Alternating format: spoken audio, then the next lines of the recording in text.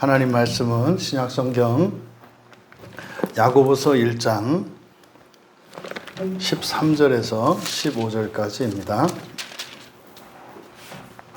신약성경 371쪽입니다. 우리 같이 한 목소리로 함께 읽겠습니다. 사람이 시험을 받을 때에 내가 하나님께 시험을 받는다 하지 말지니 하나님은 악에게 시험을 받지도 아니하시고 친히 아무도 시험하지 아니하시느니라. 오직 각 사람이 시험을 받는 것은 자기 욕심에 끌려 미혹됨이니 욕심이 잉태한 즉 죄를 낳고 죄가 장성한 즉 사망을 낳느니라. 아멘. 시험에 대한 오해라는 제목으로 말씀의 은혜를 나누고자 합니다. 그리스도인들이 이렇게 좀 헷갈려하고 알쏭달쏭한 것이 이 시험에 대한 부분이에요. 그래서 하나님은 시험을 받지도 않고 시험을 하지도 않는다. 이렇게 이제 이 말씀을 가지고 우리들이 이제 하나님은 시험하지 않는다. 그런데 또 성경의 곳곳에 보면 또 우리들이 이 세상을 살다 보면 시험이 찾아오거든요. 그러니까 그거는 뭐 하나님이 하는 시험이 아니다. 뭐 이제 이런저런 이야기를 하게 되죠. 그래서 정확하게 이렇게 정리되지 않는 그 성경의 그 지식 중에 하나가 뭐냐면 이 시험에 대한 겁니다. 하나님과 시험. 그러니까 이 시험은 사실 우리가 이 세상을 사는 동안 겪는 가장 큰, 그러니까 모든 괴로움과 힘듦과 아픔과 이런 것들의 근본적인 원인이거든요. 왜냐하면 그 시험의 순간에 이 시험이 가지고 있는 이중적인 의미, 오히려 우리의 한계를 뛰어넘고 더 나은 그 구원으로, 더 좋은 인생으로 나갈 수 있습니다만, 이제 거기에서 정점을 찍고 떨어질 수도 있는 것이 시험의 순간이니까. 그러니까 이 시험은 인생의 희비가 갈리는 갈림길이거든요. 그런데 그게 과연 하나님과 어떤 상관이 있는가? 근데 주로 이제 이 야고보서 1장 13절의 이 말씀을 통해서 하나님은 시험하지 않으신다. 그래서 이제 속으로 이제 어떻게 해요? 그럼 이제 꿍 해야 되는 거예요. 그럼 나는 뭐지? 이런 겁니다. 시험이 계속 오는데, 끊임없이 오는데, 그러면 이게 뭐야? 그러면은 이건 순전히 나 혼자서 해결해야 되는 문제라는 것인가? 이런저런 궁금증을, 그리고 사실 답을 내지 못한 채 살아가게 하는 중요한 주제 중에 하나가 이 시험입니다. 그래서 오늘 개략적으로나마 이 시험에 대한 바른 성경의 가르침으로 우리가 정리될 수 있었으면 좋겠다. 먼저 13절에 사람이 시험 받을 때에 내가 하나님께 시험을 받는다 하지 마라. 여기서 이제 하나님께라고 번역이 되어 있습니다만 아포라고 하는 전치사를 써서 하나님으로부터입니다. 그러니까 기본적으로 여기 13절의 상반절에서 우리가 알 수 있는 것, 시험은 무엇으로부터 오는 거 아니다 이 말이에요. 무엇으로부터 오는 거 아니다. 그러니까 하나님으로부터 오는 것도 아니고 사람으로부터 오는 것도 아니고 세상으로부터 오는 것도 아니다. 이 부분을 여러분들이 정확히 하셔야 돼요. 이게 뭡니까? 사람들이 말하는 트라우마의 근본적인 해결책이에요. 이 진리 하나만 알아도 우리나라의 고질적인 병, 한 아닙니까? 한. 그거를 이제 트라우마라고 하는 거예요. 그러니까 이 한 많은 이 민족, 마치 인생을 한을 품고 있는 것이냐, 있는 게 당연한 것이냐, 또 누구에게나 과거에 어떤 상처가 있는 것이냐, 그것을 합법화하고 그것을 합리화하는 이 시대 정신 속에서 살아가는 우리가 이 시험이라고 하는 것은 무엇으로부터, 다시 말해서 내 밖으로부터 오는 것이 아니다라고 하는, 이거는 진리예요, 진리.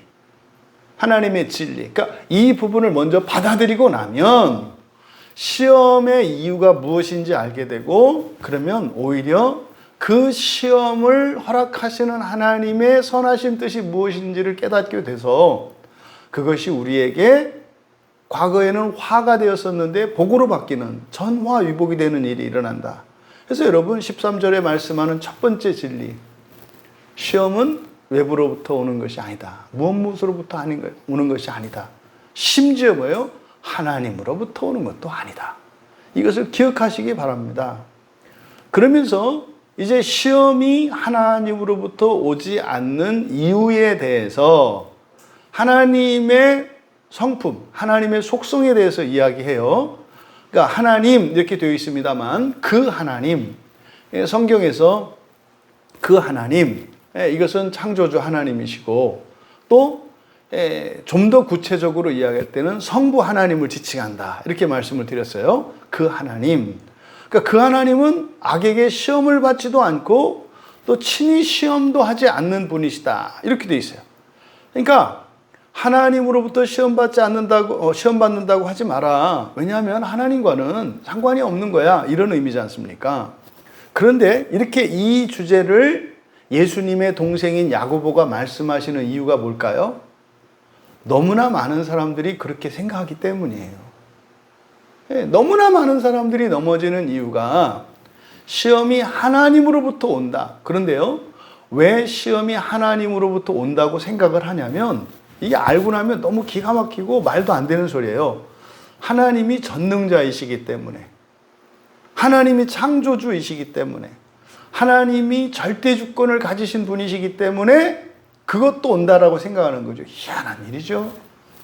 왜 자기가 지금까지 건강하게 즐겁고 행복하게 그나마 이렇게 살았던 것은 하나님으로부터 왔다고 하는 것은 한 번도 생각하지 않고, 이게 아주 조그만 거라도 섭섭하고 자기 마음에 안 드는 건 다 하나님으로부터, 그러니까 그럴 때만 하나님은 전능하고 그럴 때만 하나님의 절대 주권이고 그럴 때만 하나님이 전능하시고 모든 걸 알아. 그러니까 하나님은 왜? 나쁜 일에만 전능해. 그러니 그 하나님을 사랑할 수 있겠냐 이 말이에요. 그러니까 아니 어떻게 그리스도인조차 그런 일을 그렇게 생각하냐 이 말이죠. 그러니까 이것을 우리가 깨달아야 돼요. 아, 이거 잘못된 거구나. 내가 매우 잘못된 생각을 갖고 있구나. 알 수 있는 거거든요. 그러니까요, 이렇게 하나님을 오해하고 시험에 대해서 오해하는 이유가 뭐예요? 하나님에 대한 지식이에요. 하나님이 전능하시다는 그것이 내가 하나님을 원망하는 이유가 돼요. 이게 말이 됩니까? 하나님의 전능하심은 내가 하나님께 의지하고 구원을 바라는 이유가 되어야지 어떻게 하나님을 원망하고 하나님을 미워하는 이유가 되냐 이 말이에요. 그렇게 해서 아무 유익이 될 게 없잖아요. 근데 너무나 많은 사람들이 그런 생각을 하고 그런 오해를 하게 되고 거기에 넘어지게 되는 거죠. 그러니까 그거는 예나 지금이나 똑같아요. 당연하죠. 마귀는 똑같거든요. 마귀는 똑같아요. 2000년 전에 사람을 시험하던 마귀가 지금도 사람을 시험하고 똑같은 방식으로 똑같은 목적을 가지고 우리들의 환경으로 우리들을 하나님과 우리 사이를 이간질하는 게 마귀이기 때문에 그런 일이 똑같이 일어납니다. 그러면 여기서 13절의 하반절에서 하나님에 대한 이야기를 했잖아요. 그 하나님은 이렇게.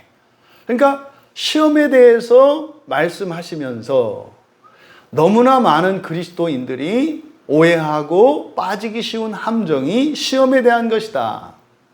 근데 그것은 하나님에 대한 잘못된 지식 때문이다.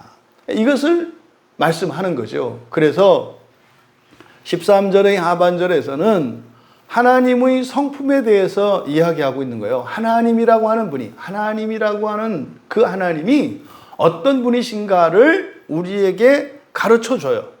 여기서 이제 하나님에 관한 이런 하나님의 속성을 우리가 알 수 있는데, 여러분들이 이제 가지고 있는 궁금증, 하나님에 대해서 말씀을 나누기 전에 먼저 한번 생각을 해보자고요.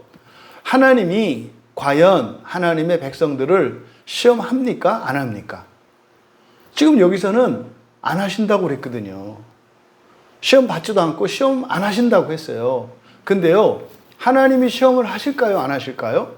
그건 우리의 경험이 아니라 성경을 가지고 대답을 해야 된다 이 말이에요. 왜? 우리가 모든 경험을 다 하진 않거든요. 나는 저에게는 한 번도 하나님이 시험하신 적이 없어요. 뭐 이런 고백을 할 수 있는 분도 있겠죠.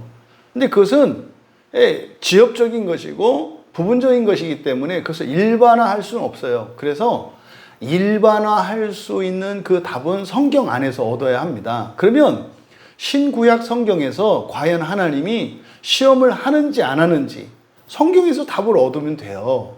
그러면 먼저 신약 성경을 보면은요, 우리가 앞에서 이 야고보서 이전에 살펴봤던 히브리서 4장 15절에서 우리에게 있는 대제사장은 우리의 연약함을 동정하지 못하시리가 아니요 모든 일에 우리와 똑같이 시험을 받으신 이로되 죄는 없으시니라. 그러니까 예수님도 시험을 받으셨다. 아니 뭐 광야에 나가서 마귀에게 시험을 받으셨지 않습니까? 그러니까 히브리서 기자가 그 이야기를 하는 거거든요. 그러니까요. 근데 예수님이 하나님이시잖아요. 근데 예수님이 시험을 받으셨어요? 안 받으셨어요? 받으셨다고요. 수없이 받았어요. 수없이. 제자들에게도 받으셨고요. 종교 지도자들에게도 받으셨고요. 백성들에게도 받으셨고요. 마귀에게도 받으셨고요. 많은 이들에게서 시험을 받으셨어요. 심지어요. 귀신을 쫓아주고 병을 고쳐주고 생명을 나누어 주신 은혜를 베풀었던 이들에게조차 시험을 받으셨어요. 어떻게 해요? 하나님을, 그 예수님을 믿지 않고 따르지 않는 거예요. 그냥 받고 말아버리는 거예요. 그뿐입니까? 자기들 뜻대로 안 된다고 팔아버리는 거예요, 예수님을. 그뿐입니까? 예수님이 하나님인 것을 부인하면서 조롱하고 십자가에 못 박아 죽이잖아요. 그러니까 예수님의 인생을 시험 받으시는 인생이거든요. 그러니까 이상해요. 그러니까 헷갈리는 거죠. 또 예수님이 사람의 아들이시면서 또 참 하나님이시며 참 사람으로서 하나님이시라고 그랬는데 예수님은 왜 시험을 받으셨지? 왜? 성경에서 그렇게 이야기하니까. 또 볼까요? 요한복음 6장 6절에서는요. 빌립을 시험하세요. 빌립을. 그러니까 오병이어의 기적을 일으키시기 전에 수많은 사람들이 모여 있어요. 근데 가진 게 없어요. 그러면 이 사람들을 어떻게 먹일 것인가? 빌립에게 예수님이 말씀하거든요. 이 사람들을 어떻게 먹여야 할 것인가? 그럼 예수님이 아셨다 그래요. 빌립이 어떻게 어떤 대답을 하고 어떤 행동을 취할지 아셨다 그래요. 그러면서 물어보셨다 그래요. 그래서 요한복음 6장 6절에서 그런단 말이에요. 빌립을 시험하고자 하심이라. 그러니까 예수님이 시험을 하셨어요, 안 하셨어요? 하셨잖아요. 그러니까 예수님도 시험을 받으셨고 시험도 하셨잖아요. 그럼 이 말씀과 충돌하잖아요. 그러니까 이게 뭐지? 이런 질문이 있어야 한다 이 말이에요. 그러면 이제 구약으로 들어가 보면 구약 성경에 하나님께서 과연 시험을 하시는지 안 하시는지, 시험을 받으셨는지 안 받으셨는지, 이제 구약 성경을 보면 구약 성경으로는 여기서 지금 우리가 이야기하는 시험은 페이라스모스라 그랬어요. 유혹이라고 할 수도 있고, 이것은 그러니까 우리를 떨어뜨리기 위한, 하지만 거기에서 우리가 한계를 돌파할 수도 있는, 이게 페이라스모스 시험이라 그랬어요. 이 시험은 갈림길이에요. 우리의 한계를 뛰어넘어서, 다시 말해서 우리의 팔자를 바꿀 것이냐, 아니면 우리가 이야기하는 그 팔자와 숙명에 다시 빠져버릴 것이냐는 그 기로가 이 페이라스모스라고 하는 시험이에요. 그러니까 여기서 말하는 시험은 페이라스모스다. 근데 그 기로에 빠지는, 그 기로에 서는데, 그래서 하나님이 주체가 되시고 하나님의 객체도 되시는가, 이 부분이에요. 이게 히브리어로는 이게 나사입니다. 나사. 조심할 것은 나샤 하면은 들어 올리다 라는 뜻이 되고, 나사, 그냥 우리의 시옷 받침으로 나사, 벽에 받는 나사못 있지 않습니까? 나사 그러면 이게 시험이 되는 거예요. 정반대역에 나샤는 들어 올리다, 그래서 이거는 하나님 나라의 생명체에 기록되는 것, 또 사람을 높이시는 것, 하나님이 구원하시는 것과 관계된 게 나샤, 들어 올리다라는 말이고, 시험이라고 하는 말은 히브리어로 나사입니다.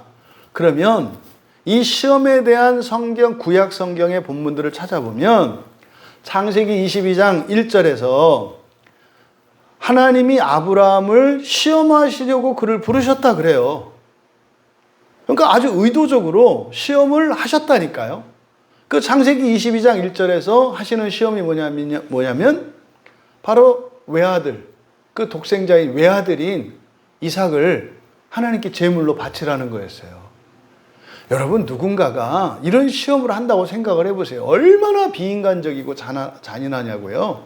그 충성도를, 그 믿음을 보려고 내 아들, 그 하나밖에 없는 100살에 얻은 그 아이를 제물로 바치라고 하는 이런 시험 문제를 내는 하나님이 이게 상식 이하의 하나님이지 그게 정상적인 하나님으로 볼 수 있냐고요. 그러니까요, 하나님이 하셨던, 아브라함에게 내셨던 이 시험 문제가 이거는 굉장히 비정상적인 거예요. 그러니까 시험을 하셨다 이 말이에요. 아브라함 시험 하셨어요. 하셨잖아요. 또 출애굽기 16장 4절에 보면 이제 만나를 내려주시거든요. 출애굽기 16장에 만나 사건이 나오는데, 만나를 내려주셔요. 그런데 그 시험이 뭐냐면요, 하루 먹을 것만 거두라는 거였어요. 하늘에서 만나가 내려요. 근데 하루 먹을 것만 거두라는 거예요. 이게 시험의 내용이에요. 그래서 그때 시험의 내용이 내 율법을 준행하나 준행하지 않나. 이게 뭐예요? 율법이라는 게 하나님 말씀이거든요. 그럼요, 많이 주셨는데 먹을 만큼만 가져가는 거예요. 여기 시험이라는 거예요. 그럼 보세요. 내가 마음 먹으면 얼마든지 가져갈 수 있잖아요. 그런데 많이 가져가지 마. 내일 또 줄 거니까 그냥 오늘 먹을 것만 가져가. 뭐 이거죠. 이게 시험이거든요. 그러니까 그때도 출애굽기 16장 4절의 끝에 가면 그들이 내 율법을 준행하나 아니하나 내가 시험하리라 그래요. 그러니까 광야에서 하나님이 계속 이스라엘 백성들을 시험하셨다니까요. 또 민수기 14장 22절에서요. 그들이 23절에 14장 22절과 23절의 내용을 보면은요. 이제 반대로 그들이 하나님을 시험했다 그래요. 민수기 14장 22절에 이렇게 되어 있습니다. 내 영광과 애굽과 광야에서 행한 내 이적을 보고서도 이같이 10번이라 나를 시험했다 그래요. 이같이 나를 시험했고 내 목소리를 청종하지 아니한 그 자들, 이렇게 얘기를 해요. 그러니까요, 하나님이 시험 받으셨어요? 안 받으셨어요? 받으셨단 말이에요. 받으셨어요. 근데 결국 하나님을 시험했던 자들은 어떻게 되는가? 민수기 14장 23절에 그들이 결코 그 조상들에게 약속한 그 땅을 결단코 보지 못할 것이다, 이렇게 말해요. 말씀을 해요. 이게 뭡니까? 그들이 조상들에게 약속했던 그 땅은 구약 사람들에게는 가나안 땅이었지만 여러분들에게는 뭐예요? 하나님의 나라예요. 하나님의 나라. 여러분들이 예수 그리스도를 믿고 구원받았을 때 예수님이 우리에게 주시겠다고 약속하셨던 그 영생 있잖아요. 그 부활 있잖아요. 그 땅이 바로 하나님의 나라라는 말이에요. 그러면 구약의 이스라엘 백성들이 하나님을 시험했을 때 그들은 다 광야에 엎드러 죽었어요. 그리고 그들은 그 땅에 임하지 못했어요. 이걸 오늘날 신약의 용어로 말하면 뭐예요? 여러분들이 예수님을 시험하면 하나님 나라 못 가요. 하나님 나라 못 간다는 얘기는 뭐예요? 영원히 못 간다는 얘기가 아니라 그랬죠. 광야에서 구약의 그 출애굽한 이후에 광야에서 죽었던 그 백성들은 영원히 그러면 아브라함의 그 자손 계보에서 끊겼느냐? 아니에요. 죽음을 통해서 지옥의 연단이 예고되었고요. 지옥의 연단을 통해서 그들의 조상에게로 돌아가는 일이 일어난다 이 말이에요. 이게 오늘날 우리들에게는요. 예수님을 시험하면은요. 그 나라에 못 들어가요. 반드시 지옥을 거쳐야 돼요. 그러니까 이미 구약 성경에서도요. 시험했다는 것을 알아요. 그런데 오늘 말씀에서는 그 하나님은 시험을 받지도 않고 하지도 않으신다 그랬잖아요. 그럼 이게 뭐냐 이 말이에요. 그러니까 여기서요. 우리가 알 수 있는 중요한 교훈이 있어요. 아, 성부 하나님은 누구에 의해서 시험 받으시는 분도 아니고 또 시험하시는 분도 아니구나.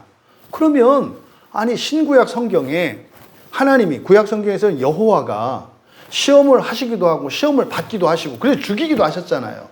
또 하나님이신 예수님이 이 세상을 사시면서 시험을 하시기도 하시고 시험을 받기도 하셨잖아요.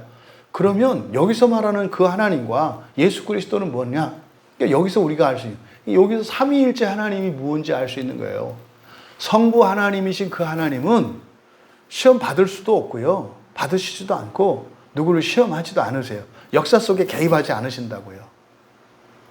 그게 실제로 창조의 주인은 누구세요? 예수 그리스도세요. 여기서 알 수 있는 거. 그러면 구약 성경에 나와 있는 여호와라고 하는 이 이름이 누구의 이름이구나? 성자 하나님의 이름이구나. 왜요? 여호와 하나님은 시험을 하시고 시험을 받기도 하셨잖아요. 그러니까 구약 성경에 계시된 여호와 하나님에 대한 계시는 누구에 대한 계시예요? 장차 사람으로 오실 예수 그리스도에 대한 계시였다는 것을 가르쳐줘요. 굉장히 중요한 본문이죠. 예수님이 여호와셨구나.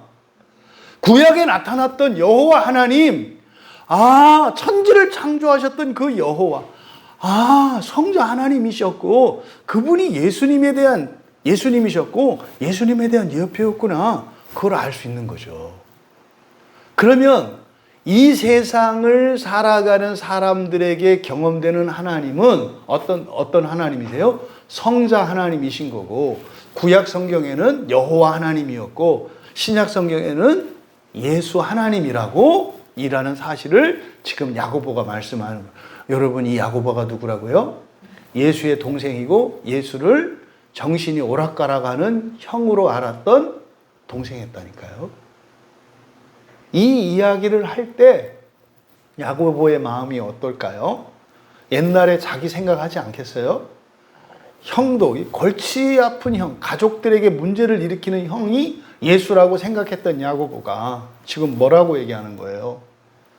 이분이 창조주 하나님이셨고 우리의 유일한 구세주이시고, 근데 그분을 과거에 자기는 어떻게 했어요? 조롱을 하고 문제거리로 생각을 했고 부끄러워했단 말이에요. 그리고 하나님으로서 하시는 그 구원의 일을 방해했단 말이에요. 이게 지금 야고보의 생각 속에는 있어요.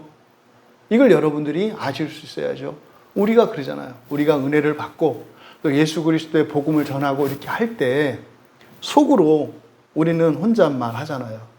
내가 이 말을 하고 있으면서 과거에 내가 이 말씀을 전혀 믿지 않았고 이것과는 상관이 없었던 사람이었던 것에 깜짝 놀라면서 이야기를 하잖아요. 이게 듣는 사람은 내 속을 들여다보지 못하니까. 그러니까 내가 날 때부터 이렇게 믿는 사람인 것처럼 보이는 거죠. 그래서 그 속 얘기를 하면 에이 이렇게 얘기를 하는 거죠. 진짜인데. 지금 야고보의 이 말씀 안에 있는 그 야고보가 기록할 때 야고보가 했을 그 생각을 우리가 짐작할 수 있다 이 말이죠. 여기에서 얻을 수 있는 중요한 교훈이 뭐예요? 예수님이 여호와 하나님이셨구나.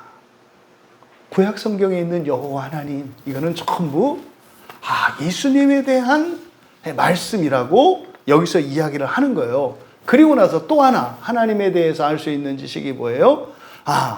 그러니까 그 하나님은 원래 시험하지도 않고 받지도 않으시는 분인데 사람으로, 다시 말해서 성자 하나님으로 역사 속에 들어오셔서 시험도 받으시고 시험도 하시는 분이 되었구나 라고 하는 것을 우리가 알 수 있죠. 그러면 여러분, 예수님도 시험을 하셨고 시험을 받으셨다는 신약 성경의 기록들을 통해서 우리가 하나님의 의도를 알 수 있어요. 왜 시험을 받을 필요도 없으시고 시험도 하지 않으시는 분이 왜 역사 속으로 들어와서 시험도 당하시고 또 시험도 하셨을까? 그거에 대한 답을 주는 게 빌립보서 2장 말씀이에요. 빌립보서 2장의 6절에서부터 11절까지 성부 하나님과 성자 하나님에 대한 그 말씀이 기록되어 있어요. 그러니까 빌립보서 2장 6절에서 11절까지를 제가 읽어드리면, 그는 근본 하나님의 본체시나 하나님과 동등됨을 취할 것으로 여기지 아니하시고, 그때 하나님은 그 하나님이겠죠. 성부 하나님, 그죠? 오히려 자기를 비워 종의 형체를 가지사 사람들과 같이 되셨고 사람의 모양으로 나타나사 자기를 낮추시고 죽기까지 복종하셨으니 곧 십자가에 죽으심이라. 이러므로 하나님이 그를 지극히 높여 모든 이름 위에 뛰어난 이름을 주사 하늘에 있는 자들과 땅에 있는 자들과 땅 아래에 있는 자들로 모든 무릎을 예수의 이름에 꿇게 하시고 모든 입으로 예수 그리스도를 주라 시인하여 하나님 아버지께 영광을 돌리게 하셨느니라. 그냥 한마디로 요약을 하면 시험 받지도 않으시는 하나님이, 시험하지도 않으시는 하나님이 시험 받고 시험 당하고 시험하면서 살아갈 수밖에 없는 사람이 되신 목적이 뭐예요? 하늘에 있는 자들과 땅에 있는 모든 자들이 하나님을 인정하고 하나님을 경외하도록 하시기 위한 것이고, 또 모든 입으로, 모든 사람들이겠죠.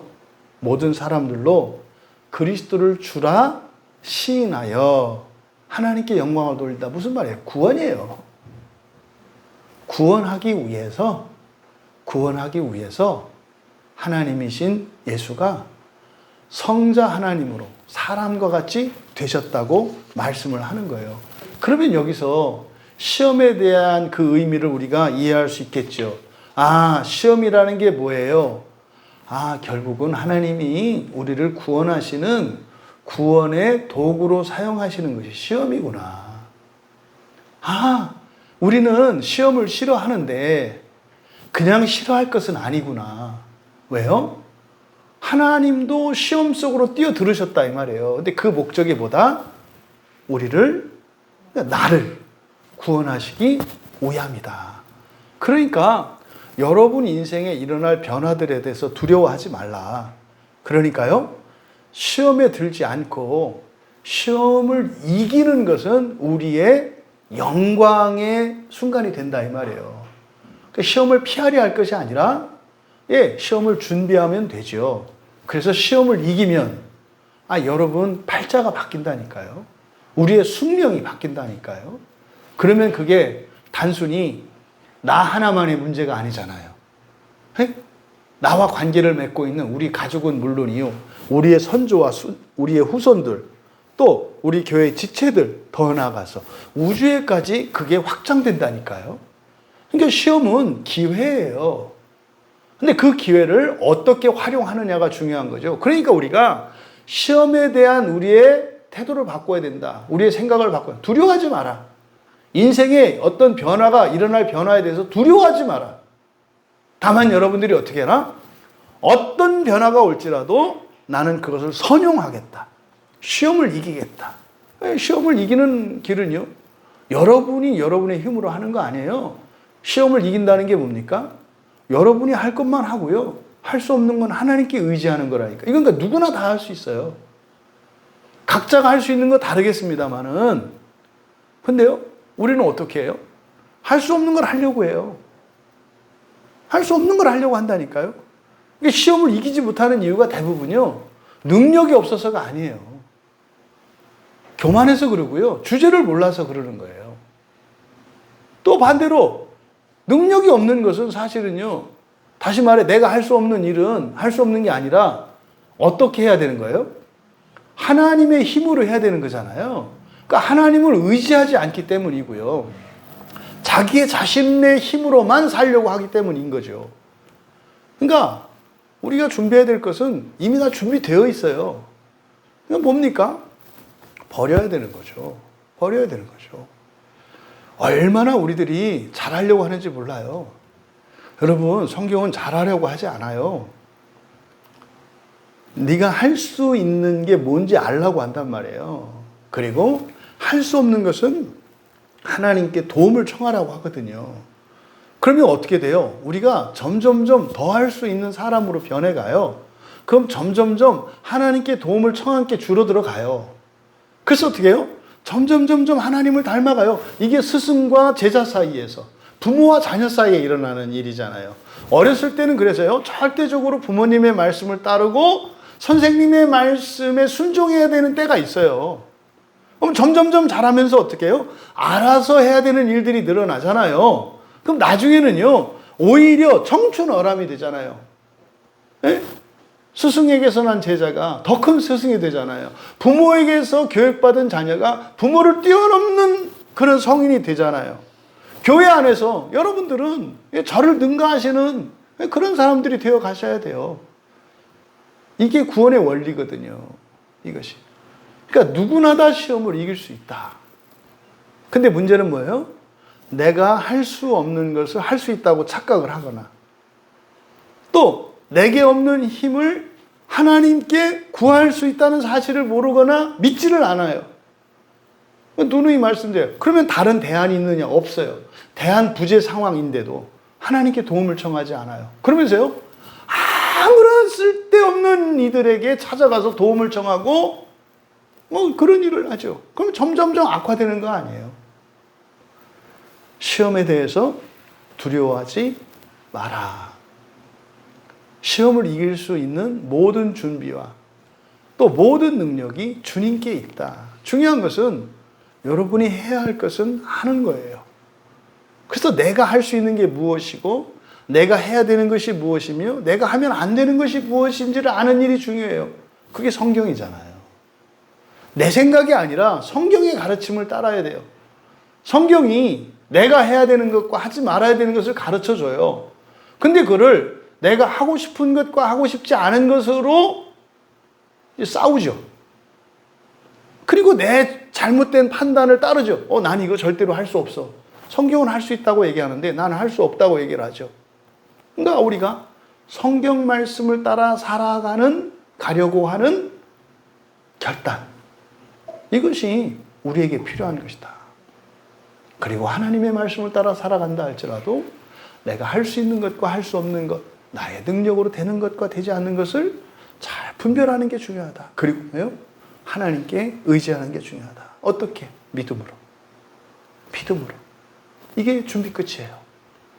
바로 이 13절을 통해서 시험에 대한 우리의 오해, 그리고 하나님에 대한 하나님의 속성에 대한 이 가르침을 통해서 우리들이 그동안 살아오면서 또 지금도 살고 있고 살아가면서 빠지기 쉬운 이 함정을 우리가 깨닫고 또 하나님, 성부 하나님과 성자 하나님에 대한 그리고 성경에 나타난 여호와 하나님과 예수 그리스도가 일치되지 않는 자꾸 그게 안 되거든요. 그러니까 여호와 하나님은 성부 하나님, 예수님은 성자 하나님 이렇게 생각을 해요.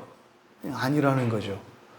그러니까 구약 성경은 여호와 하나님을 믿었고 신약 성경의 신약의 그리스도인들은 예수 하나님을 믿는다 이렇게 생각. 아니에요. 같은 성자 하나님이세요. 그러니까 그리스도인에게 이게 일치가 안 되는 거예요. 이어서 14절 아니죠. 그러니까 결국 이 성자 하나님은 결국 창조와 재창조의 주인이시라는 거. 구약의 이스라엘을 구원하신 분도 예수님이시고요. 십자가 사건 이후로 살아가는 사도들의 터전 위에서 세우신 교회 안에 속해 있는 신약의 성도들의 구원도 예수님이 하시는 거라는 거예요. 그러면요, 구약의 성도들과 신약의 성도들이 달라요? 같잖아요. 똑같은 주님께 이끌리잖아요. 왜 그걸 자꾸 나누냐 이 말이죠.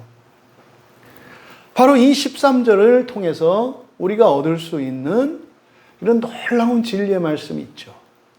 이어서 이제 14절과 15절에서는 이런 시험의 원인이 무엇인지, 시험의 원인이 무엇인지, 그리고 시험의 결과는 무엇인지, 그리고 시험의 목적이 무엇인지를 우리에게 가르쳐 줘요. 14절에 보니까 시험의 원인이 무엇인 것을 가르쳐 줍니까? 무엇으로부터? 하나님으로부터 뿐만 아니라 다른 사람으로부터, 환경으로부터 오는 게 아니라 시험의 원인은 뭐다? 자기 욕심이다 이 말이에요. 자기 욕심이다. 그래서 각자의 욕심이 시험의 원인이다 라는 것을 14절에서 가르쳐 줘요. 근데 우리말 성경이 오직 각 사람이 시험을 받는 것은 자기 욕심에 끌려 미혹됨이니 이렇게 되어 있습니다만, 이건 정확한 번역은 아니고, 각자의 욕심의 시험의 원인이에요. 그리고 뒤에다가 뭐 동그라미를 치시든지 밑줄을 치세요. 끌려, 동그라미, 그리고 미혹됨. 그러니까 끌리고 미혹하는 이것이 욕심의 두 가지 특성이에요. 욕심의 두 가지 특성이 끄는 것이고 미혹하는 거예요. 그래서 욕심의 두 가지 특징을 끈 겁니다. 그러니까요, 끌고 미혹하는, 이렇게 되는 거예요. 끌고 미혹하는 자기 욕심에 의해서 시험을 받는다. 그러면 여기서 말하는 욕심이라는 게 뭐냐? 이 에피띠미아라는 말인데, 욕심은 에피라는 말과 띠모스라는 말의 합성어예요. 에피 플러스 띠모스. 띠모스는요, 열정이거든요. 열정은 좋은 겁니까? 나쁜 겁니까? 열정을 어디다 쓰냐에 따라 달라지는 것 뿐이에요. 그래서 열정은 가치 중립적이에요. 나에게 유익한 일, 다시 말해 선한 일에 열정을 쏟아부으면 세상에 더없이 좋은 거죠. 왜요? 몇 배의 유익을 더하게 하니까. 그런데요, 이 열정, 띠모스를 악한 일, 다시 말해서 나에게 해로운 일에 열정을 쓰면 어떻게 돼요? 해를 증폭시켜요. 그러니까 띠모스는 증폭시키는 역할을 해요. 이 띠모스가.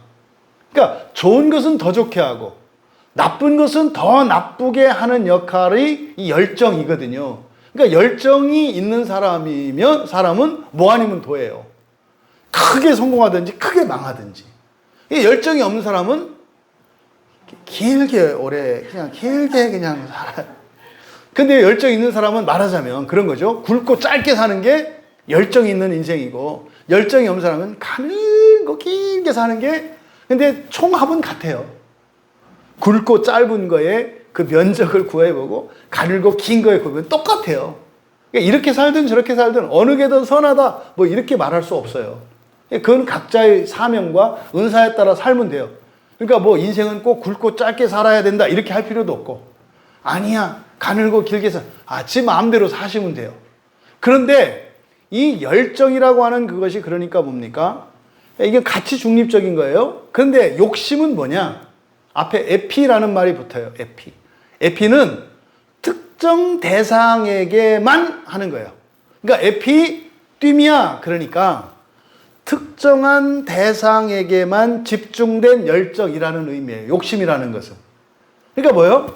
이게 밥을 먹는데 나는 고기가 좋아. 그러면 야채도 있고 뭐 여러 가지 뭐 채소들과 반찬이 있는데 냅다 고기만 먹어. 그거를 뭐라 그래요?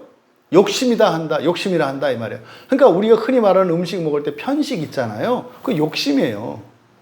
그게 욕심이라고요. 또 취향이라는 거 있잖아요. 취향대로 각자 이런 거 아니야? 그것도 욕심이에요. 약하지만. 그러니까 원래는 어떻게 한 거예요? 두루두루 이렇게 해야 되는 거죠. 그러니까 우리가 사실은요, 무엇인가를 선택할 때 뭐에 이끌려요? 욕심에 이끌리는 거예요. 욕심에. 그래서 이 욕심이라고 하는 것은 특정한 대상에게 집중된 열정이다. 그러니까요, 이 욕심이 시험의 원인이라는 거예요. 죄 가운데 있는 옛사람의 특징이 이 욕심이거든요. 에베소서 2장 3절에서 그런단 말이에요.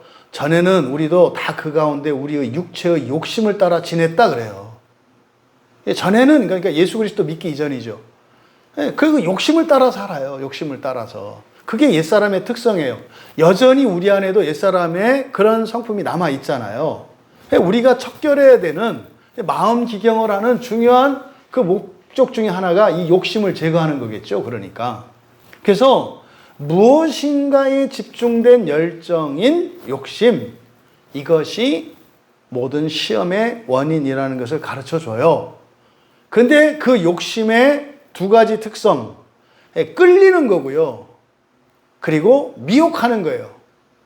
우리를 끌어요. 여기서 끌려라고 번역된 이 말이 엑셀코라는 말의 번역인데요. 이 엑셀코는 끌어내다, 멀어지게 하다 이런 뜻이에요. 우리가 새벽에 보았던 요셉 있지 않습니까? 요셉의 형들이 요셉을 팔아먹잖아요. 그러니까 요셉을 어떻게 했어요? 아버지로부터 멀어지게 했죠. 그게 바로 엑셀코예요. 그게 엑셀코예요. 그래서 끌리다라고 하는 이 엑셀코의 수동형을, 수동 분사를 이렇게 번역을 한 거거든요. 그러니까 욕심이라고 하는 것은 끌어내요. 끌어내서 멀어지게 해요. 이게 무슨 말입니까? 이 욕심은 예수 그리스도를 만난 신자들이 그때부터는 구원의 길을 따라 살잖아요. 그리고 그 구원의 길을 향해서 점점 가까이 가잖아요. 그래서 예수님의 발자국에 포개지기 위해서 날마다 조금씩 이렇게 맞춰가는 거 아니에요. 예전에는 예수님의 발자국과 내 발자국이 방향이 달랐어요. 이제는 예수를 만나니까 최소한 방향은 같아졌지만 거리가 있어요. 그러다 보니까 다른 데로 가잖아요. 각도가 다르니까. 하지만 어떻게 해요? 점점 가까이 가죠. 이게 결국 우리가 바라는 것은 예수님 발자국 위에 내 발자국이 딱 포개지기를 바라는 거예요. 이게 사실은 부활의 상태죠. 영화의 상태죠. 딱 포개지는 거. 전인격적으로 연합되는 거니까. 근데 이게 우리의 꿈이잖아요. 근데 욕심은 어떻게 한다는 거예요? 멀어지게 한다는 거예요. 그 구원의 길로부터 멀어지게 해요. 그러니까요, 예배 잘 나오던 사람이 예배 안 나와요. 뭐 때문에 그런 거라고요? 욕심 때문이라고요. 성경을 읽고 설교를 듣고 기도하던 사람이 멈춰요. 뭐 때문에 그렇다고요? 욕심이라고 이야기하는 거예요. 왜 여러분들이 죄책감을 가지고 내가 할 일을 못했어. 왜 이런 생각을 해? 욕심 때문이라고요. 그러니까 제가 일상을 매우 강조하는데 일상이 무너지는 이유가 뭐라고요? 욕심 때문이라고요. 욕심에 잡히면은 자기 자신은 자기의 유익을 위해서 무엇을 한다고 생각을 해요. 그런데 그게 사실은 자신을 해롭게 해요. 그렇잖아요. 어떤 일이 생겼을 때 막 확 몰두해서 말이죠. 예? 뭐 그냥 밤을 새우고 이렇게 하면 이걸 꼭 필요하다고 생각을 하잖아요. 근데 그렇게 하고 나면 얻겠지만 잃는 게 있죠. 예? 욕심이 하는 일이거든요. 그래서 항상 여러분 일은 크게 하면 안 돼요. 크게 하는 것은 이게 욕심에 잡혀 있는 사람들이거든요. 욕심에 잡혀 있기 때문에 평소에 그냥 가볍게 툭툭툭툭 해나갈 수 있는 일들을 미루거든요. 그럼 이게 모이면 큰 일이 돼요. 이게 다 원인은 뭡니까? 욕심 때문이에요. 그러니까 욕심이 많은 사람들이 힘들게 사는 이유가 뭐냐면 그때그때 해야 할 일들을 하지 못해요. 이게 바로 끄는 욕심의 특성 때문에 그래요. 그러니까 여러분들이 일상을 유지할 때 자꾸 그것을 지키지 않으려고 하고 그런 마음이 들 때 어떻게 해야 돼요? 하고 싶다, 하기 싫다를 따질 게 아니라 내가 지금 욕심에 끌리고 있구나. 그 욕심은요, 무엇인가에 꽂히는 거예요. 예를 들어서 뭐 쉬고 싶다라든지 아니면 즐겁고 싶다라든지 그런 어떠한 감정이나 무엇에 사로잡혀서 그거에 대해서만 열정을 내는 거예요. 나는 뭐 하고 싶다라. 위로받고 싶다. 뭐 하고 싶다. 그것이 우리로 하여금 구원의 길에서 멀어지게 한다. 그러잖아요. 설교 듣다가 집에 가고 싶다. 이게 욕심이에요. 아니 설교 시간에 왜 집에 가고 싶으냐니까. 그게 욕심이라니까요. 그만하고 싶다. 그거를 욕심이라고 눈치채지 못하면 너무 길다. 뭐하다. 이렇게 이제 도덕적 판단으로 들어가면 이미 이제 걸려든 거죠. 그게 욕심의 특성이다. 끌어내는 것이 욕심의 특성이다. 또 두 번째로 미혹하다라고 되어 있거든요. 미혹하다. 델레아조라는 말인데 이 델레아조라고 하는 것은 유인하다라는 뜻이에요. 유인하다라고 하는 것은 매력적으로 속이는 거예요. 왜 산에 가면 버섯을 볼 때 예쁜 버섯은 먹지 마라 그런 말이 있어요. 예쁜 버섯에는 독이 있다 이런 거잖아요. 그래서 욕심의 특성이 이 매력적인 것으로 보임으로써 속이는 거예요. 그러니까 첫 번째는 끌어내서 멀어지게 하는 거고 두 번째로는 그 욕심에 빠지게 하는 거죠. 어떻게? 매력적으로 보이는 거예요. 이게 유인하는 건데 어떤 매력 장점 가지고 뭐 이렇게 하면 돈 벌 것처럼 이렇게 하면 인생이 좋아질 것처럼 이렇게 하면 더 행복해질 것처럼 여러분 사람들이 신앙을 떠나고 예수를 떠날 때는요 더 좋은 무엇이 있다고 생각했기 때문에 가는 거예요. 이게 뭐예요? 욕심이에요. 욕심의 특성이에요.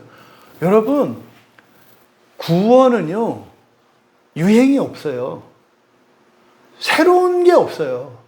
오직 성경을 통해서만 진리이기 때문에요. 진리는 유행 따라 변하지 않아요. 왜요?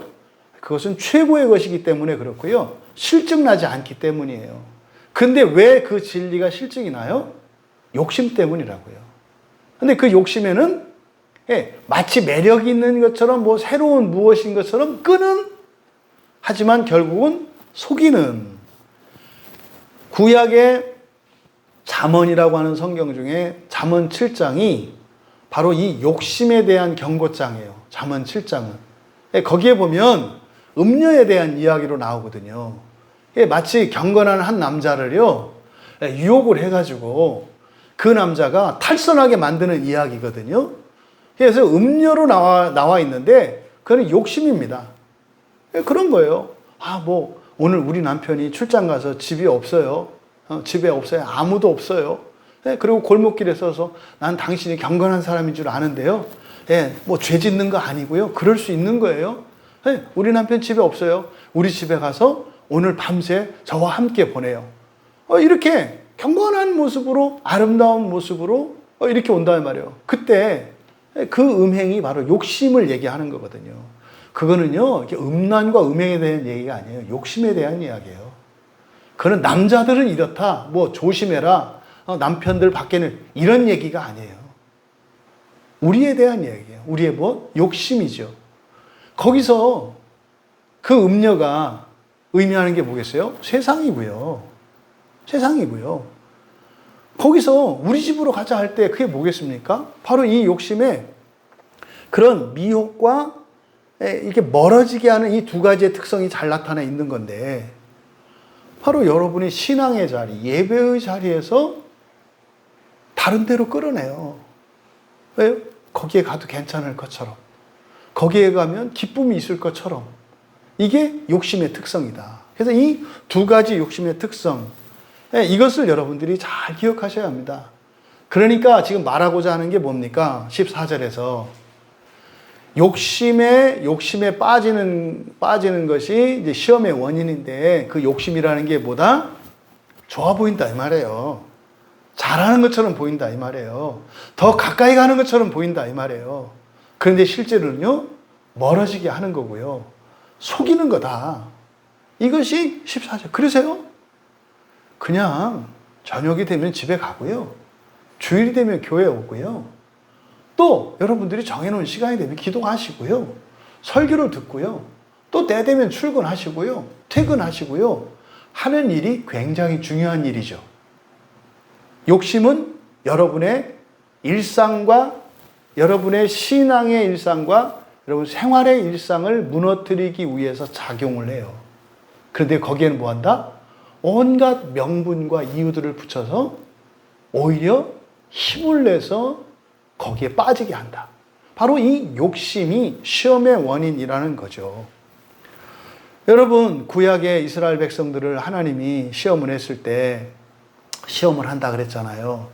그러니까 그 시험은 성부 하나님이 한 것이 아니고 성자 하나님이 하신 것인데, 그 욕심에 이끌리는 옛사람의 성품, 우리에게 옛사람의 성품이 있으면 안 된단 말이에요.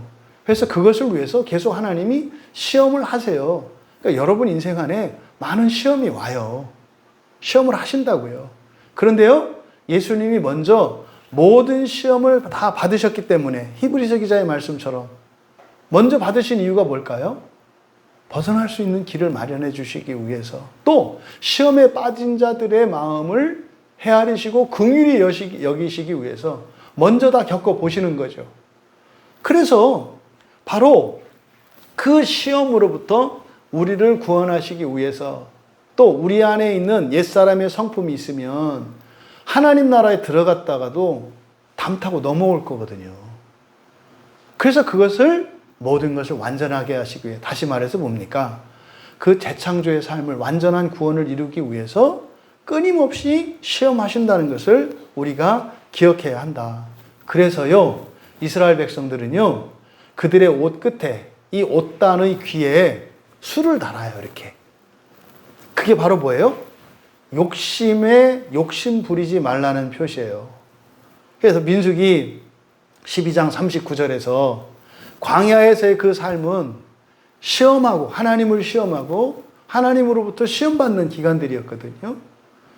그래서 그들이 다 엎드려져 죽었잖아요. 그래서 이스라엘 백성들의 옷에는 그 옷단의 귀에 술을 만들어 달게 해요. 그 이유는 뭡니까? 예, 민수기 12장 39절에서 그렇게 말해요. 마음과 눈의 욕심을 따라 음행하지 않게 하기 위함이라. 여러분도 여러분이 욕심에 빠지지 않도록 늘 조심해야 합니다. 잠언 28장 25절에서 그렇게 말해요. 욕심이 많은 자는 다툼을 일으키나 여호와를 의지하는 자는 풍족하게 된다. 여호와를 의지하는 게 뭐예요? 시험을 이기는 건데 욕심을 따라가지 말고 하나님의 말씀을 따라가는 거죠. 마가복음 4장 19절에서는 욕심은 말씀을 막아서 결실하지 못하게 한다 그래요. 바로 이 시험의 원인이 무엇인지, 그래서 우리가 시험을 어떻게 이길 수 있는지, 하지만 또 이 시험의 목적이 무엇인지 우리에게 가르쳐 줬어요. 이어서 15절에서 바로 이 욕심이라고 하는 것은 반드시 우리가 극복해야 되는 것임을 말씀해요. 욕심이 잉태한 즉 죄를 낳고 죄가 장성한 즉 사망을 낳는다 그래요. 여러분, 여기서 우리가 알 수 있는 것, 욕심이 잉태한 즉, 이게 무슨 말이냐면 그러니까 잉태한 욕심이에요. 잉태한 욕심은 죄를 낳는다. 직역하면 이렇게 돼요. 잉태한 욕심은 죄를 낳는다. 그러니까요, 욕심을 가지고 있으면 반드시 죄를 낳게 되어 있다는 이야기예요. 여기서 낳는다라고 되어 있지 않습니까? 낳는다. 이게 틱토라는 말이에요. 틱토. 여러분, 임신을 하면 어떻게 돼요? 아이를 낳죠. 이건 피할 수가 없죠. 그러니까 여기서 낳는다고 한 이유는 뭐냐면 내가 욕심을 가지고 있으면 죄를 짓는 것은 뭐예요? 필연이다 이 말이에요. 그러니까 욕심을 가지고 있으면서 죄를 짓지 않는 일은 일어날 수 없다는 거예요. 그러니까 죄를 짓지 않으려고 할 것이 아니라 죄를 짓지 않는 근본적인 원인인 욕심을 제거해야 된다는 거죠. 그러니까 바로 이 이야기를 욕심이 잉태한 즉 죄를 낳는다라고 말씀한 거예요. 그러니까 욕심을 내가 가지고 있으면 반드시 우리는 죄를 짓게 되어 있어요. 그때 우리들이 하는 일은 뭡니까? 죄를 지은 그것 때문에 후회를 하고 그것 때문에 두려워하잖아요. 그리고 이 죄를 용서해 주세요 그러잖아요. 근데 회개는 그게 아니라 그랬죠. 다시는 그것을 해야 되겠다는 판단을 내리지도 않고 그것을 기뻐하지도 않고 행하지도 않는 거라 그랬잖아요. 그러면 그 회개의 바로 내용이 뭔 거예요? 아, 욕심이 뽑히는 거네요. 욕심이 사라졌을 때 회개가 된 거네요. 우리가 그걸 알 수 있잖아요. 또 하나, 이어서 죄가 장성한 즉 사망을 낳느니라. 여기에서 이 죄의 또 특성을 이야기를 해요. 죄가 장성한 즉, 그러니까 여기서 장성하다라고 하는 말은 아포텔레오거든요. 아포텔레오. 그러니까 목적으로부터 나온 거다 이 말이에요. 그러니까 죄는 목적이 있어요. 죄의 목적은 사망이거든요. 죄는 부수고 멸망시키고 분열하고 가르고 미워하게 하고 결국에는 사망에 이르게 하는 것이 죄의 목표예요. 죄의 목표. 그런데 죄가 뭐 한다 그랬어요? 장성하다. 이 장성하다라고 하는 것이 목적을 향해서 데려간다 이런 뜻이거든요. 목적을 향해서 데려간다. 그러니까요, 죄는요 점점 그 죄의 목적인 사망을 향해서 우리를 데려가요. 점점점 커져요. 여기서 우리가 알 수 있는 게 뭡니까? 죄는 자란다. 그런데요, 다 자라기 전까지는 아직 사망은 아니죠. 그러니까 죄가 다 자라면 사망에 이르게 돼요. 죄가 다 자라게 되면. 그래서 여러분, 죄가 있다고 그래서 사망은 아니에요. 누군가가 죄 가운데 있고 죄를 범했다고 해서 죽거나 그러니까 망하거나 뭐 이러지 않는다 이 말이에요. 점점 커져가요. 그래서 요한 사도는 요한일서 5장 16절에서 그래요. 사망에 이르지 않은 죄 범하는 형제를 구하라 그래요. 그러니까요, 죽기 전에 어쨌든 죄 가운데 있더라 하더라도 그들을 어떻게 해요? 계속 돌이켜서 구원해라. 돌이켜서 구원받을 수 있도록 끊임없이 노력을 해라. 그들을 어떻게 되겠어요? 복음을 전하고 그들을 섬기고 사랑과 친절로 대할 뿐만 아니라 그들의 죄와 허물을 알게 하고 깨우치고 그리고 주님 앞으로 인도하는 일을 해야 되지 않겠어요? 이 죄는 계속 자라요. 그러면요, 사람들이 죄를 지을 때마다 즉시 죽으면 바로 지옥 가는 거 아닙니까? 그런데 회개할 기회를 주시잖아요. 그것은요, 어떻게 해서든지 지옥을 면케하시려고 하는 하나님의 사랑의 행동이고 긍휼히 여기심이라는 것을 우리가 알아야 돼요. 근데 어쨌든 이 죄는 어떻다? 계속 자란다. 계속 자란다. 그래서 우리가 말씀을 통해서 이 죄를 발견해야 하고, 그래서 이 자라나는 죄가 더 이상 자라지 못하게 해야 된다는 것을 알 수가 있죠. 그럼 여러분, 이 말씀, 오늘 말씀을 통해서 시험에 대한 이 성경의 가르침을 통해서 우리가 얻어야 되는 교훈은 뭡니까? 이 욕심을 갖지 말아야 하고, 이미 내가 가지고 있는 욕심을 버려야 되겠구나. 그 욕심의 결과로서 내가 범죄를 하는 거다. 이게 범죄를 하는 게 나쁜 짓만 하는 게 아니라 그랬어요. 자꾸 연약한 상태로, 모자라는 상태로 그런 인생을 살아가는 거, 이게 범죄잖아요. 그러니까 이 욕심을 버려야 내 인생이, 그리고 나의 존재가 의로워지겠구나. 그래서 이 욕심에 대한 우리의 생각을 바꾸어주고, 그럼 여기서 우리가 어떻게 욕심을 갖지 않고 버릴 수 있는가, 이 고민을 하게 되잖아요. 또 하나, 우리가 또 현재적으로 욕심이 있단 말이에요. 우리 모두에게. 그러면은요, 그 말은 뭡니까? 우리는요, 계속해서 죄를 지으면서 사망을 향해서 가고 있다는 것을 우리가 깨달아야 돼요. 그러면 이미 우리가 욕심을 가지고 있다면 죄는 필연적인 것인데, 이것을 해결하려면 욕심이 뿌리가 뽑혀야 되는데, 그때까지는 어쨌든 죄 가운데 죄와 함께 살아갈 수밖에 없잖아요. 그러면 우리에게 현재 욕심을 가지고 있고, 욕심을 가지고 있는 사람들에게 필연적인 결과가 죄인데, 그 죄는 자란다 그랬잖아요. 어디까지? 사망에 이를 때까지. 그러니까 우리가 해야 되는 것은 또 뭐예요? 죄가 자라지 못하게 해야 되겠구나. 내 안에 죄가 있다 하더라도 죄가 자라지 않게 해야 되겠구나. 그러면 첫 번째로 어떻게 이 욕심을 이길 수 있는가? 이게 갈라디아서 5장 16절에서 그냥 간단 명료하게 가르쳐줘요. 성령을 따라서 행하래요. 그러면 육체의 욕심을 이루지 않을 거래요. 그럼 여러분, 성령을 따라 행한다는 게 뭡니까? 성경이에요, 여러분. 성경 말씀이에요. 성령을 따른다. 성령을 여러분이 눈으로 볼 수 있습니까? 여러분의 마음으로 느끼는 것이 성령인지 악한 영인지 어떻게 분별을 합니까? 그러니까요, 성령을 따르라고 하는 이것이 애매하고 신비적인 게 아니에요. 더 이상 우리에게는 이때 당시까지는 아직 성령을 따른다라고 하는 객관적인 기준이 없어요. 그러니까 애매할 수 있어요. 하지만 오늘을 살고 있는 우리 그리스도인들에게는 더 이상 성령을 따르는 게요, 애매하지 않아요. 그러니까 왜 성령을 따르기 위해서, 성령의 음성을 듣기 위해서 왜 이상한 짓들을 하냐 이 말이에요. 성령의 음성을 듣고 싶으면 뭐예요? 성경을 읽고 성경을 암송하고 성경의 뜻을 알아가는 게 성령의 음성을 듣는 거예요. 그게 설교예요, 여러분. 산에 가서 멍하니 이렇게 귀 기울이고 성령이여 말씀하옵소서, 내 귀로 듣게 하옵소서, 주의 음성을 듣기 원합니다. 이런 말도 안 되는, 이거는요, 초대교회 때 하던 방식이죠. 왜? 정확한 그게 없으니까. 그래서요, 하나님의 말씀을 설교하는 목회자들의 가장 큰 부담이고 가장 큰 사명이 뭐예요? 성경을 그대로 전한 거예요. 왜요? 그게 성령의 음성이니까.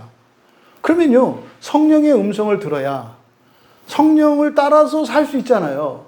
성령을 따라서 살면요, 육체의 욕심이 이루어지지 않는다니까요. 육체의 욕심이 사라진다니까요.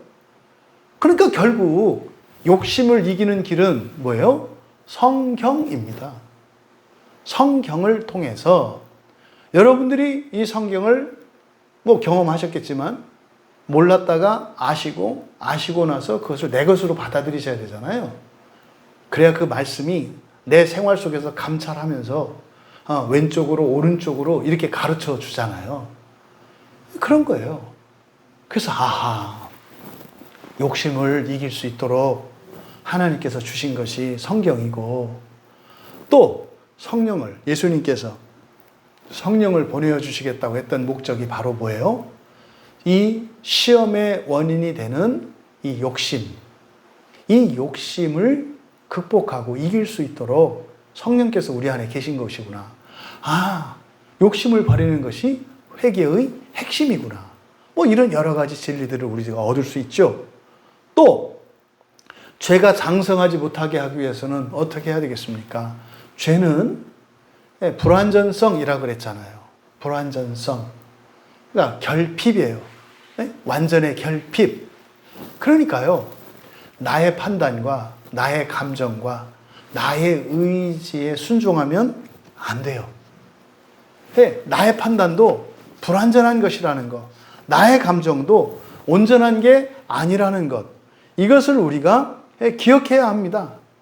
그래서요, 바로 죄가 자라지 못하게 하는 것은요, 바로 옛사람인 이 죄의 특성을 쳐서 굴복시키는 거예요. 그러니까요, 하고 싶은 대로 살아서는 안 돼요. 느끼는 대로 살아서는 안 돼요. 할 수 없다 그래서 포기하고 살아서도 안 돼요. 할 수 있다고 해서 그 힘을 다 써도 안 돼요. 때로는 힘을 사용할 때 절제해야 하고요. 때로는요, 정말 이를 악물고 고통을 감수하면서라도 어떤 일을 의지적으로 실천해야 될 때가 있는 거죠. 그때 죄가 더 이상 자라지 못해요. 결국 죄가 자라지 못하게 하는 것도 어디로 돌아와요? 성경으로 돌아와요. 성경으로 돌아와요. 그래서 우리에게 죄를 이길 힘을 주시거든요. 그러니까 죄를 이길 힘, 또 욕심을 이길 수 있는 힘, 욕심을 갖지 않고 욕심을 뽑아낼 수 있는 힘, 결국 모든 것이 어디에서 옵니까? 하나님 말씀인 성경에서 와요. 그런데 욕심을 이기게 하시고 죄를 자라게 못하게 하시는 것은 우리의 공로는 아니에요. 우리가 성경을 읽고 설교를 듣고, 그래서 성령의 음성을 들을 때에 그 성령께서 우리의 마음을 기경해 주실 때 비로소 우리의 욕심은 사라지고 이 세상이 아니라 하나님 나라를 향하여 살아가는 일에 열정을 내게 되죠. 그래서 여러분이 하나님 나라를 욕심 부리는 것은 너무나 좋은 거죠. 욕심 자체가 잘못된 게 아닌 거죠. 그러니까 이 세상에 꽂힐 것이 아니라 이 세상에 대해서는요, 뭐 하나에 꽂히시면 안 돼요. 두루두루 열정을 가지시되 특정한 것에 집중하지 마라. 이 세상의 것에 대해서는. 하지만 하나님 나라에 대해서는, 부활에 대해서는 꽂혀라. 그러니까 우리가 욕심내야 할 것은 뭐예요? 부활이고요. 부활에 대한 욕심이 뭡니까? 첫째 부활이잖아요. 첫째 부활이잖아요. 우리가 하나님 나라에 대해서 욕심을 내야 돼요. 하나님 나라에 대해서 욕심을 내는 게 뭡니까? 주님과 함께 보좌에 앉아서 이 세상을 다스리고 온 우주를 재창조하는 일이에요. 우리가 욕심내야 할 것은 하나님 나라의 통치이며 우리가 욕심내야 할 것은 첫째 부활입니다. 하늘 아래 이 세상에 대해서는 무엇 하나에 꽂히지 마라. 두루 사랑해라. 그리고 힘을 두루 나누어 써라. 대신 선한 것과 악한 것을 분별하고 해야 하는 것과 하지 말아야 하는 것을 분별하고 할 수 있는 것과 할 수 없는 것을 분별해서 하나님을 의지하며 하나님의 도움을 받으며 은혜로 살아가라. 그것의 유일한 길은 성경이다. 그러면 성령께서 그 성경 말씀을 가지고 우리의 마음을 기경하셔서 욕심을 덜어내고 이 세상에 대한 욕심을 하나님 나라의 욕심으로 바꾸실 것이며 우리 안에 욕심이 있음으로 인해서 계속 자라고 있는 죄가 더 이상 자라지 못하게 억제하시면서 죄 가운데 있으면서도 죄를 범하지 않게 하실 수 있는 은혜를 베풀어 주시며 그렇게 날마다 소망 가운데 우리가 살아갈 수 있는 것이다 라고 하는 말씀을 오늘 이 본문 말씀을 통해서 우리가 그 유익을 얻을 수 있었기를 바랍니다. 시험을 두려워하지 마십시오. 결코 피할 일이 아니고 오히려 이 시험을 통해서 더욱더 하나님 나라를 향하여 나아갈 수 있다는 사실을 기억하시면서 또 시험에 대한 여러분의 오해가 풀리기를 바라고 또 시험에 대하여 여러분들이 가지고 있던 거부감과 두려움 또 지난날 여러분의 인생 안에 있었던 그 시험에 대한 기억들과 그 잘못된 이해들을 바로 잡을 수 있는 그런 은혜가 부어지기를 주님의 이름으로 축원합니다. 우리 말씀을 생각하며 잠시 기도합니다. 한번 여러분 인생을 되돌아볼 때 여러분의 인생에 있었던 그 시험의 순간들을 또 그 사건들을 떠올리며 기도해 봅시다. 우리가 그 시험을 이기고 그렇게 더욱더 구원의 길을 나아간 때도 분명히 있었고요. 또 우리가 그때 넘어져서 아직까지도 극복하지 못하고 그런 일들이 있어요. 그러면 그 시험의 근본적인 원인은 자기 욕심이라고 했지 않습니까? 그 자기의 욕심은 결국 이 세상에 대한 욕심이에요. 그러면 그토록 한스러워했고 그토록 억울해하고 그토록 고통스러웠던 그 과거에 대한 사건들 그때 어떠한 욕심이 있었는지를 이 시간 하나님께서 깨닫게 해주시도록 기도합시다.